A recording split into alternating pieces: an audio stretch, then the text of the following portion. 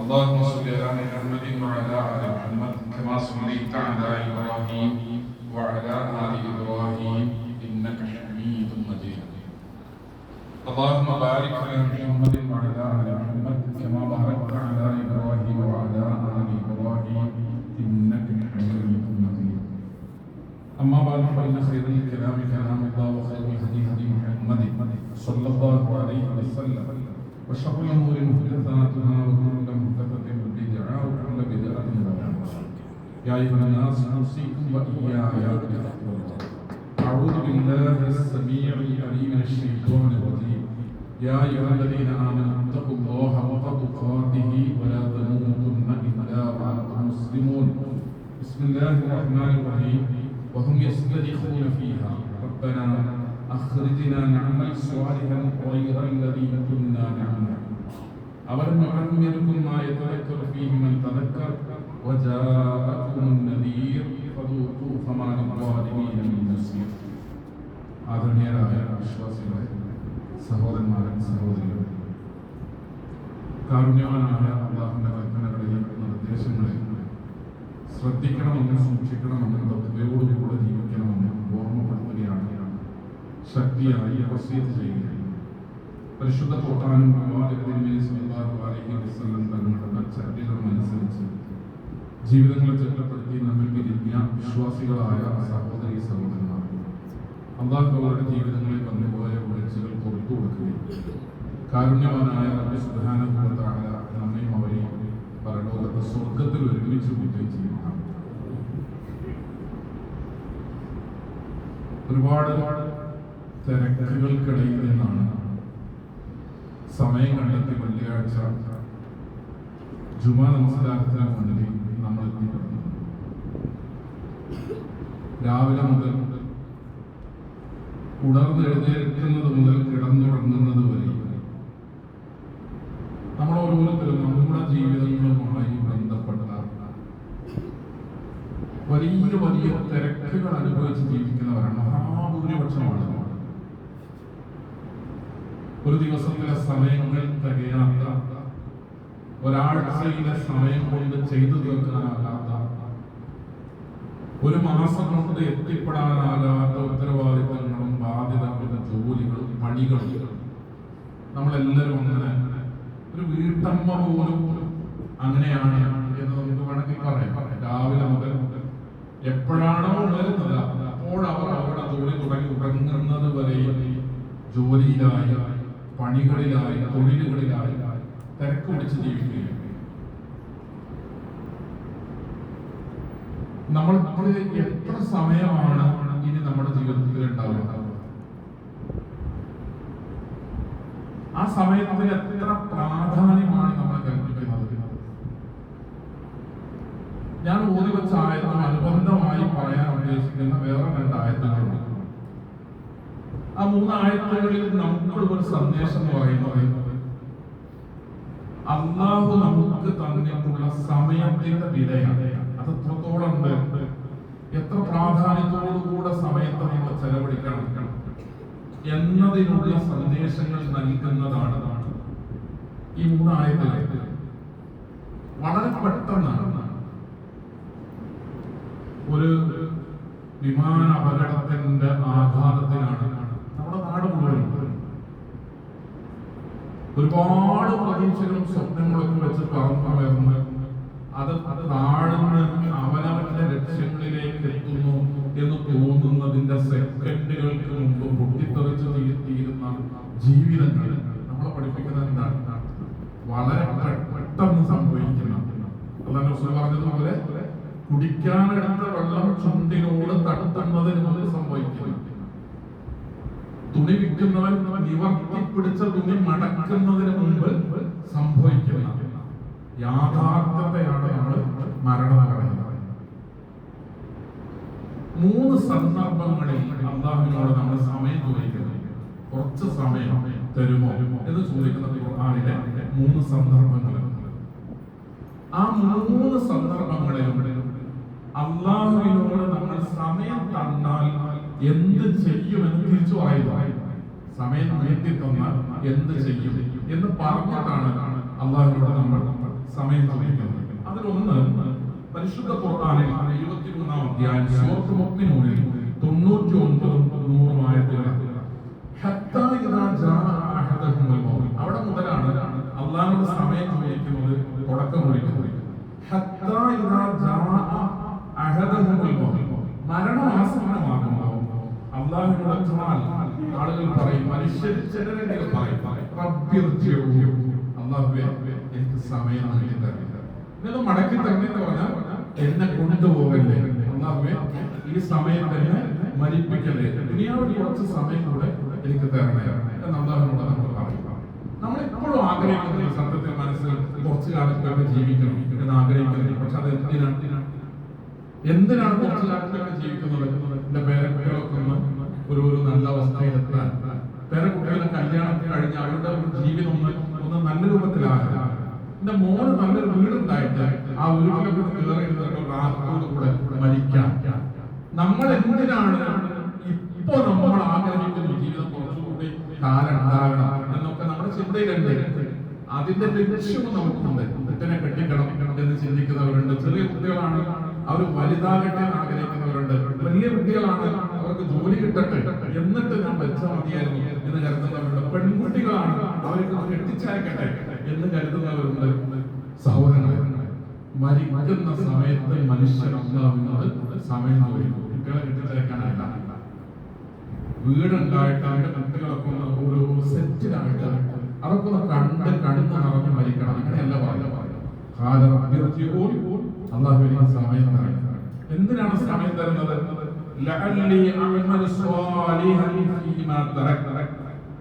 എത്ര സമയമാണോ എനിക്ക് ഇനി അനുവദിക്കുക അത്രയും സമയം നിങ്ങൾ ഈ ആയത്തിന്റെ അർത്ഥം നിങ്ങൾ പറയണം. നിങ്ങളുടെ മനസ്സുകൊണ്ട് നിങ്ങൾക്ക് അറിയാവുന്ന, നമുക്ക് ഇരിക്കുന്ന ആളുകൾക്കൊക്കെ അറിയാവുന്ന വിധത്തിലാണ് അള്ളാഹു ആയത്തിന്റെ കാര്യങ്ങൾ പറയുന്നത്. എന്താ പറയുന്നത്? ഞാൻ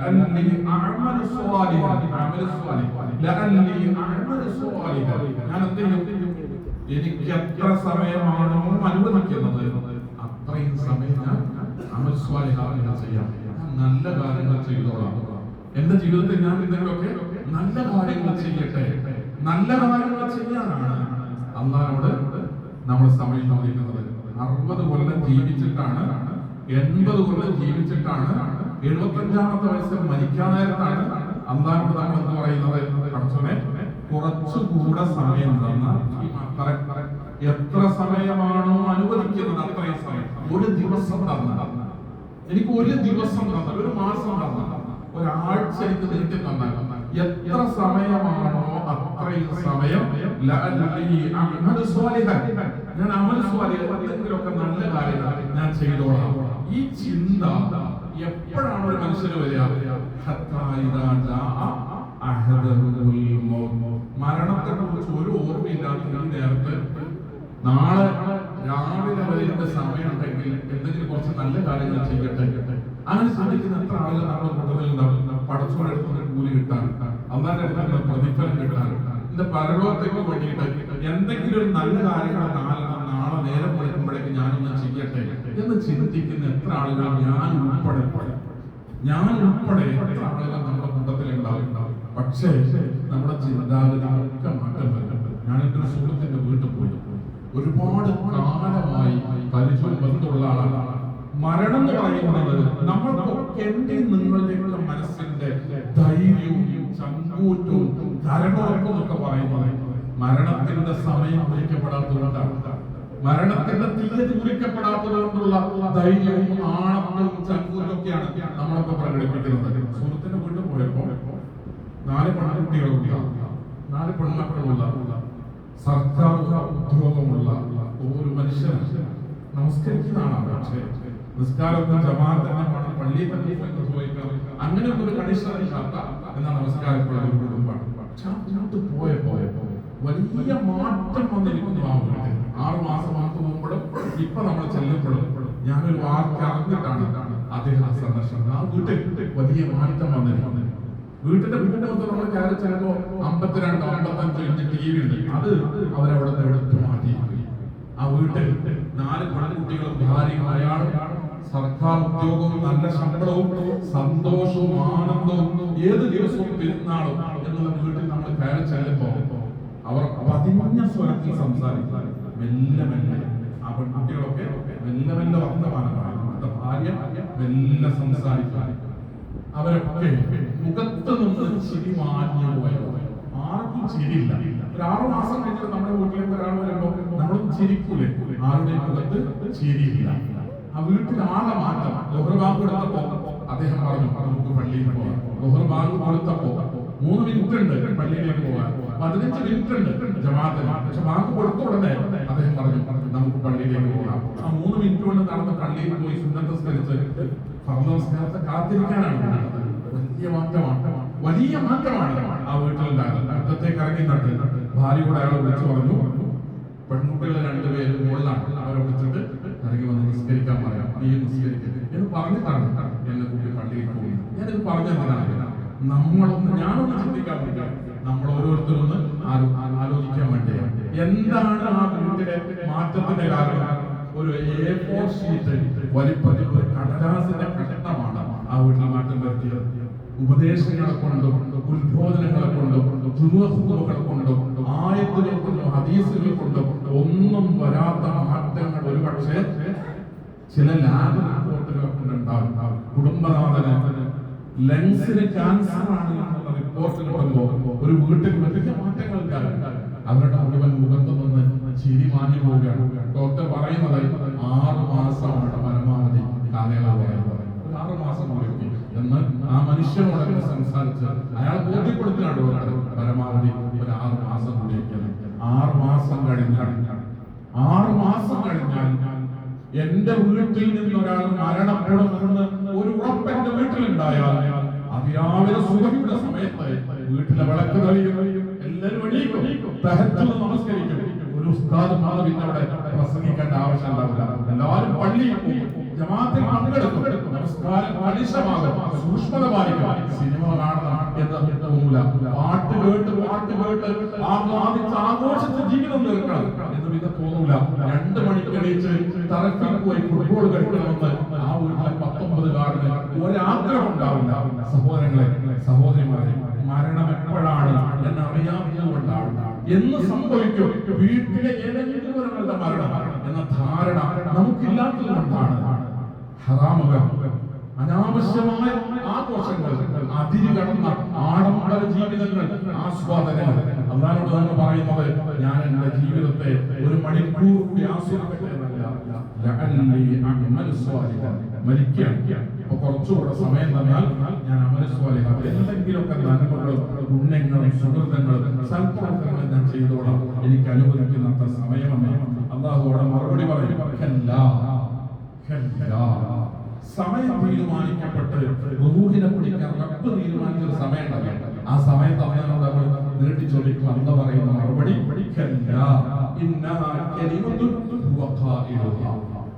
നമ്മൾ അതിനെ മലയാളത്തിലേക്ക് നേർക്കുനേരല്ലാതെ പരിഭാഷപ്പെടുത്തിയാൽ അതിന്റെ അർത്ഥം അതൊരു വെറും പുറത്താണ്. നീട്ടിത്തരണം നമ്മൾ പറയുന്നില്ലേ, അത് നിങ്ങൾ പറയുന്ന റബ്ബിന്റെ അടുക്കൽ പരിഗണിക്കപ്പെടാത്ത ഒരു വെറും വർത്തമാനമാണ്.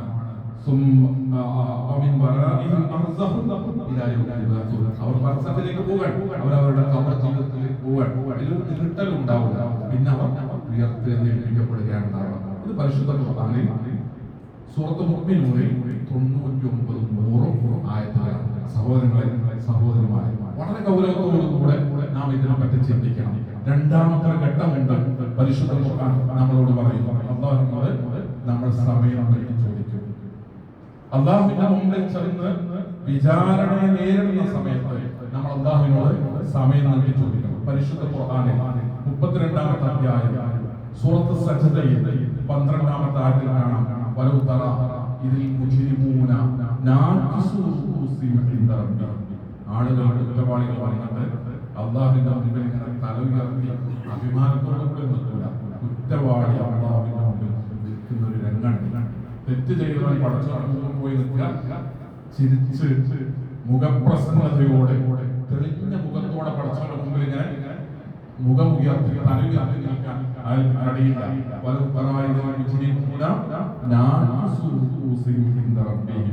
നമ്മള് അധ്യാപകർക്കറിയാം, കുട്ടികള് നമ്മളൊരു ക്ലാസ് റൂമിൽ ചെന്നിട്ട് ആരാ പറയുമ്പോ അവരുടെ കൂട്ടത്തിൽ നിന്ന് ആ കുറ്റകൃത്യത്തിൽ പങ്കാളികളായവർ തലകുനിച്ചിങ്ങനെ നിന്നു. പരലോകത്ത് റബ്ബിന്റെ മുമ്പിൽ തലകുനിച്ചു നിൽക്കുന്നവർ, അള്ളാഹുവിന്റെ മുമ്പിൽ തലകുനിച്ചു നിൽക്കുന്നവർ, അവർ പറയുന്ന വാക്ക് അത് പറയാം. എന്റെ മുമ്പിൽ വന്നിട്ട് തലകുനിച്ച് നിൽക്കുന്ന കുറെ ആൾക്കാരുണ്ട്. അവർ പറയുന്ന ചില വാക്കുകൾ റബ്ബനാ, ശരിക്കും കേൾക്കണേ. നാളെ പരലോകത്ത് അള്ളാഹുവിന്റെ കോടതിയിൽ ആളുകൾ, മനുഷ്യർ വിചാരണയ്ക്ക് വേണ്ടി ഇങ്ങനെ ഒരുമിച്ച് നിൽക്കുമ്പോൾ അവർ നിൽക്കുന്ന രൂപം, അവർ തലയെങ്ങനെ പിടിക്കുക, അവിടെ പറയാം. എങ്ങനെയാണ് അവരുടെ മുഖഭാവമില്ലാവുക, അത് അല്ല പറയാം. ആ രംഗം മനസ്സിൽ കാണാൻ വേണ്ടി അങ്ങനെ പറഞ്ഞ് വിശദീകരിച്ചില്ല.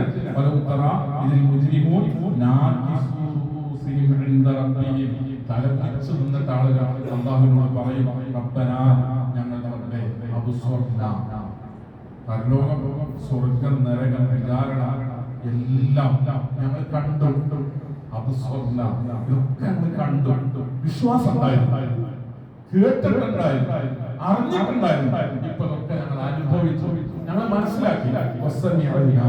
ഞങ്ങളെല്ലാം കേട്ട് തിരിച്ചറിഞ്ഞിട്ടുണ്ട്. അള്ളാഹുവേ, ഞങ്ങൾ ജീവിച്ച ലോകമല്ലേ, ജീവിച്ച നാടില്ല, ഞാൻ ഒരുപാട് നല്ലതും ചീത്തയൊക്കെ ചെയ്തൊരു നാടില്ല. തിരിച്ചങ്ങോട്ട് തന്നെ കൊണ്ടുപോകുമോ? എന്തിനാ തിരിച്ചു പോകുന്നത്? ഞാൻ മരിച്ചു പോന്നപ്പോ എന്നെ ഓർത്ത് കരഞ്ഞ മക്കളാണ്, അങ്ങനെ പറയാ. എന്തിനാണ് തിരിച്ചു പോകുന്നത്? ഞാൻ വിട്ടേക്ക് പോകുന്നതിന്റെ സമ്പാദ്യം അതൊക്കെ അന്യാധീനപ്പെട്ടു പോയോ? ഞാനൊന്ന് പോയി നോക്കട്ടെ. ലക്ഷോപലക്ഷം സ്വത്ത് വിട്ടിട്ടാണ് ഞാൻ പോകുന്നത്. അതൊക്കെ അന്യാധീനം പോയിട്ടുണ്ടാകും. ഞാനൊന്ന് പോയി നോക്കട്ടെ. അതാണോ പറയാ? എന്തിനാ തിരിച്ചു പോകുന്നത്? എന്നെ ഒന്ന് തിരിച്ചയക്കുമോ? വിചാരണകൾ അന്ന് 1000 കൊല്ലം മുമ്പ് മരിച്ചവരും വിചാരണകൾ അന്ന് അതാണോ പറയാ? എന്നെ ഒന്ന് തിരിച്ചയക്കുമോ? മടക്കി വിടും.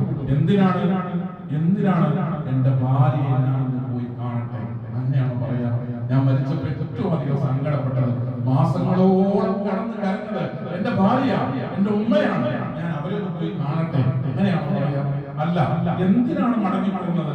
അത് പറയുന്നുണ്ട് ഇവിടെ. റബ്ബനാ അബ്സ്വർനാ വസമിഅനാ ഫർജിഅനാ നഅമൽ സ്വാലിഹൻ. നഅമൽ സ്വാലിഹൻ, മരണസമയത്ത് അല്ലാഹുവോട് സമയം നീട്ടി തന്നാൽ ലഅല്ലി അഅമൽ സ്വാലിഹൻ.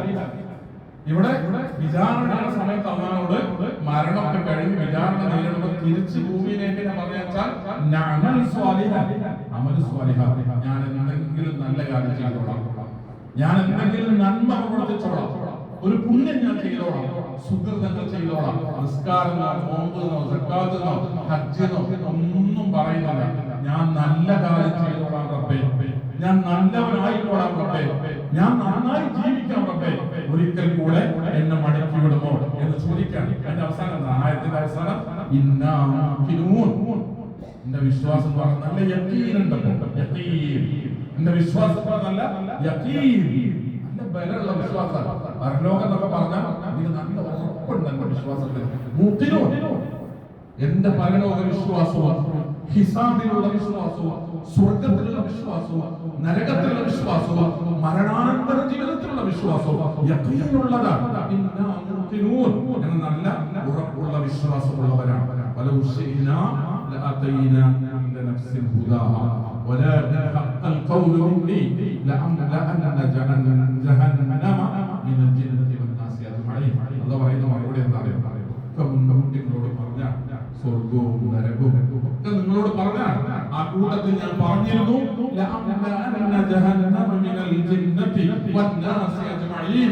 നരകം വന്ന് നിറയും, അതിൽ ജിന്നുകൾ ഉണ്ടാകും, മനുഷ്യരുണ്ടാകും. ഇത് ഞാൻ നിങ്ങളോട് പറഞ്ഞിരുന്നു. ഈ വിവരം നിങ്ങൾ അറിയിച്ചിരുന്നു.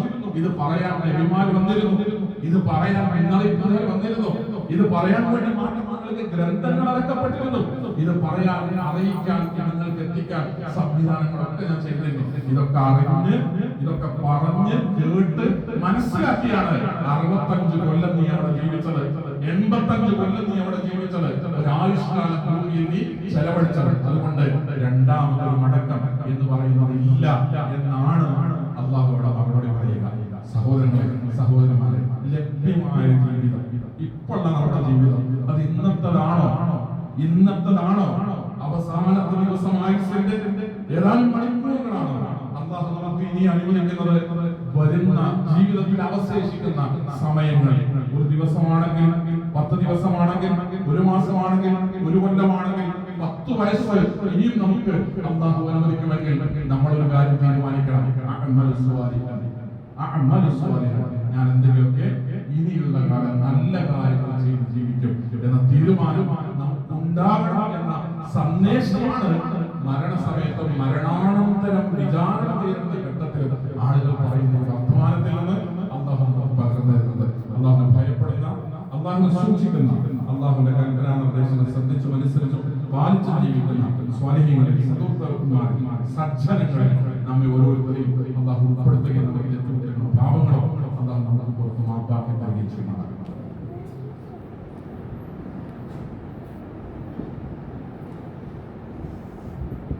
അൽഹംദുലില്ലാഹ് വസ്സലാത്തു വസ്സലാമു അലാ റസൂലില്ലാഹ് വഅലാ ആലിഹി വസ്ഹബിഹി അജ്മഈൻ. ആദരണീയരായ വിശ്വാസികളെ, സഹോദരന്മാരെ, സഹോദരന്മാരെ, അല്ലാഹുവിനെ സൂക്ഷിച്ച് ജീവിക്കണം. ഒരിക്കൽ കൂടി ഓർമ്മപ്പെടുത്തുകയാണ്, ശക്തിയായി വസിയത്ത് ചെയ്യുകയാണ്. അപകടകരമായ പെട്ടെന്നുള്ള മരണങ്ങളിൽ നിന്ന് നമ്മയും നമ്മുടെ മക്കളെയും കുടുംബങ്ങളെയും അല്ലാഹു കാത്തുരക്ഷിക്കുമാറാകട്ടെ. പരിശുദ്ധ ഖുർആനിൽ അല്ലാഹുവിനോട് സമയം നമ്മെ ചോദിക്കുന്ന 3-ാമത്തെ ഘട്ടം ഒന്ന് മരണസന്ദർഭമാണ്. പരിശുദ്ധ ഖുർആനിൽ സൂറത്തുൽ മുഅ്മിനൂനിൽ 99 ആയത്തുകൾ. രണ്ടാമത്തത് വിചാരണയുടെ സന്ദർഭത്തിലാണ്. ഖുർആനിൽ 52-ാം അധ്യായം സൂറത്തുൽ സജ്ദയിലെ 12-ാമത്തെ ആയത്ത്. മൂന്നാമത്തത് പരലോകത്ത് നരകത്തിൽ പ്രവേശിക്കപ്പെട്ടവർ, നരകാവകാശികൾ, നരകത്തിൽ കിടന്നു അല്ലാഹുവിനോട് സമയം ചോദിക്കും. നരകാവകാശികൾ 35-ാം അധ്യായം ഫാത്തിഹയുടെ 37-ാമത്തെ ആയത്ത്. നരകത്തിൽ കിടന്ന് അട്ടഹസിക്കും, നിലവിളിക്കും ആളുകൾ. നരകശിക്ഷ അനുഭവിക്കുന്നവർ നരകത്തിൽ കിടന്ന് അട്ടഹസിച്ച് നിലവിളിച്ചിട്ട് പടച്ചവനോട് അവർ പറയും, റബ്ബന, ഞങ്ങളുടെ റബ്ബേ, അഖ്രിജ്നാ, ഇതിൽ നിന്ന് ഞങ്ങളെ ഒന്ന് പുറത്തെടുക്കണമേ. എന്തിനാണ് ഞാൻ ഇവിടെ 3 സ്ഥലത്ത് നിങ്ങളോട് പിന്നെ പറയുന്ന പദത്തിന് വലിയ പ്രാധാന്യം കൊടുക്കണം എന്ന് പറയാനാണ് ഖുതുബയിൽ ഉദ്ധരിക്കുന്നത്. മരിക്കുന്ന സമയത്തും വിചാരണയുടെ ഘട്ടത്തിലും നരകത്തിൽ എത്തിപ്പെട്ടിട്ടുണ്ട്. രണ്ടാമതൊരു അവസരം തന്നാൽ എന്ത് ചെയ്യുമെന്ന് 3 സ്ഥലത്ത് പറയുന്നത്. ഒന്നാമത്തെ സ്ഥലത്ത് പറഞ്ഞു രണ്ടാമത്തെ സ്ഥലത്ത് പറഞ്ഞു നഅമൽ സ്വാലിഹൻ. ഇവിടെ മൂന്നാമത്തെ സ്ഥലം സൂറത്തുൽ ഫാത്തിഹ 37-ാമത്തെ ആയത്ത്. റബ്ബന, ഞങ്ങളുടെ റബ്ബേ, അഖ്രിജ്നാ, നരകത്തിൽ നിന്ന് ഞങ്ങളെ ഒന്ന് പുറത്തെടുക്കണേ. നരകത്തിലെത്തി ശിക്ഷ അനുഭവിക്കുകയാണ്, ഇതിൽ നിന്ന് ഞങ്ങളെ ഒന്ന് പുറത്തെടുക്കണേ. നഅമൽ സ്വാലിഹൻ, നഅമൽ സ്വാലിഹൻ, ഞങ്ങൾ അമൽ സ്വാലിഹാത്ത് ചെയ്തോളാം, നല്ല കാര്യങ്ങൾ ചെയ്തോളാം. എന്നിട്ട് പറയാണ് ഒരാവിഷ്കാരം ഞങ്ങൾ ചെയ്തിട്ടില്ലാത്ത, അന്ന് ചെയ്തിട്ടില്ലാത്ത, ജീവിതം ജീവിക്കാൻ ദുനിയാവിൽ അവസരം തന്നല്ലേ, അന്ന് ചെയ്തിട്ടില്ലാത്ത, ചെയ്യാൻ ബാക്കി നിൽക്കുന്ന, ചെയ്യാൻ സമയം കിട്ടാത്ത, ചെയ്യാൻ ഞാൻ ശ്രദ്ധിക്കാത്ത, അന്ന് ഞാൻ ചെയ്തിട്ടില്ലാത്ത കുറെ നന്മകളും പുണ്യങ്ങളുണ്ട്, അതൊക്കെ ഞാൻ ചെയ്തു കൊള്ളാം. ഇവിടെയാണ് അല്ലാഹു കൃത്യമായ മറുപടി നൽകുന്നത്. ആ മറുപടി തിരികെ 2 ചോദ്യങ്ങളാണ്. ആ ചോദ്യം നരകത്തിൽ കിടക്കുന്ന കുറ്റവാളിയോട് മാത്രമല്ല, ആയുസ് അവശേഷിക്കുന്ന, ഇപ്പോഴും മരിച്ചിട്ടില്ലാത്ത എന്നോടും നിങ്ങളോടും കൂടെയാണ് അല്ലാഹു 2 ചോദ്യം ചോദിക്കുന്നത്. ഒന്നാമത്തെ ചോദ്യം